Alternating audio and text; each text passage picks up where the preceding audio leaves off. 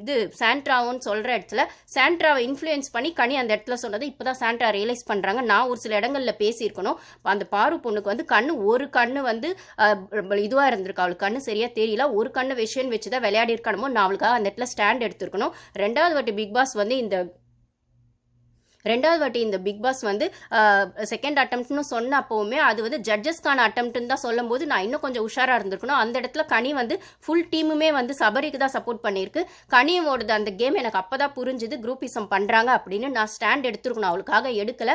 பாரு சொன்ன மாதிரி பார்த்தா அப்போ திவ்யா சொல்கிறா, அப்போ நானும் தானே கேப்டனாக வரக்கூடாதுன்னு சொல்லிட்டு வந்துட்டு அந்த கேம் என்ன அடிச்சிருப்பாங்கன்னு திவ்யா கேட்கும்போது இப்போ இது 3 பேருக்குள்ளே இந்த டிஸ்கஷன் நடக்குது. யாருக்குன்னா சாண்ட்ரா, பிரஜன், திவ்யாவுக்கு நடக்குது. அப்போ திவ்யா கேட்குறாங்க, என்னையும் தானே வரக்கூடாது, நீ டார்கெட் கிடையாது, பாரு தான் உங்களுக்கு டார்கெட், இத்தனை வாரமா உங்களுக்கு மெயின் டார்கெட் பாரு தான், இப்போ நீ வர்றது அவங்களுக்கு பிரச்சனை இல்லை, சபரி வரணும், திவ்யா பாரு வரக்கூடாதுன்றது தான் பிரச்சனை அப்படிங்கிறதே இந்த மரமண்டைங்களுக்கு இப்போதான் புரியுது. அப்போ 4 வாரம் என்னத்தடா நீங்கள் கேம் பார்த்துட்டு வந்தீங்க அப்படிங்கிற மாதிரி இருக்கு. இதைத்தான் அந்த பாரு பொண்ணை சொல்லிச்சு. ஏன்னா போய் சமாதானப்படுத்துறது திவ்யாவும் போய் சபரி கிட்ட பேசிச்சு. என்னதான் அந்த பொண்ணு டிஸ்குவாலிஃபைன்னு சொல்லி ஏதோ ஒரு அந்த ஹீட் ஆஃப் த மூமெண்ட்ல அவளுக்கு அந்த டென்ஷன் இருந்துச்சுன்னா ஒரு ஆம்பளை வந்து நீ அதை பண்ணியிருக்க வேணாம், சப்போஸ் அவள் கீழே விழுந்ததுல அவளுக்கு வேற எங்கேயும் அடிபட்டு இருந்ததுன்னா என்ன ஆயிருக்குது, அது 2 பேருக்குமே பிரச்சனை இருக்கும்னு சொல்லும்போது இல்லை அவதான் டிஸ்குவாலிஃபைனாலும் திருப்பி வந்து பொண்ணு தொடாம ஆடுவல்ல, என்னால் ஆட முடியாது பிக் பாஸ், அவள் பக்கத்துல வந்து நிக்கிறா, அவள் டிஸ்குவாலிஃபை ஆயிட்டு வந்து நிக்கிறான்னு சொல்லி ஆட முடியாதுன்னு ரோஷம் இருக்கிறவன் போய் நின்னுக்க வேண்டியது தானே, ஆட முடியாதுன்னு சொல்லிட்டு எத்தனை வாட்டி நான் இதை பண்ண மாட்டேன், போன சீசன்ல முத்து பண்ணல, நான் அந்த பொம்மை டாஸ்க்ல நான் தொடாம தான் ஆடுவேன், நான் ஒன்றும் ஜெஃப்ரி கிடையாதுன்னு சொன்னாங்க மஞ்சரி அது பொம்மை எடுக்கும்போது.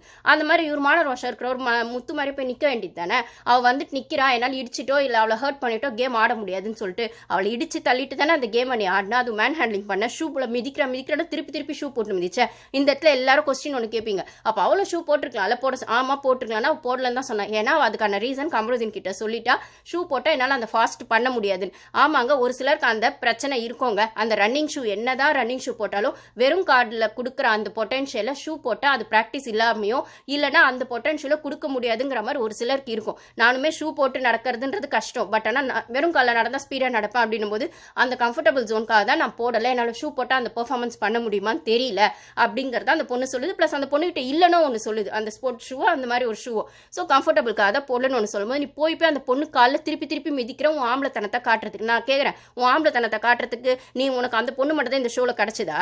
அப்போ நீ உன் ஆம்பளத்தனத்தை காட்டினா ஒவ்வொரு பொண்ணுக்கும் அந்த வீட்டில் பிரச்சனை வரும்போது போய் நின்று இருக்கிறியா நீ? அப்போ இந்த பொண்ணுக்கு மட்டும் தானடா நீ டார்கெட்டாக இருக்கிற, அப்போ உன் வீர தாங்க மட்டும் தானே காட்டுற. விக்கல் சீக்கிரம் எகிரிட்டு வரான், 4 வாரம் விக்கல் சீக்கிரம் நீ என்னடா பண்ண அந்த வீட்டில்?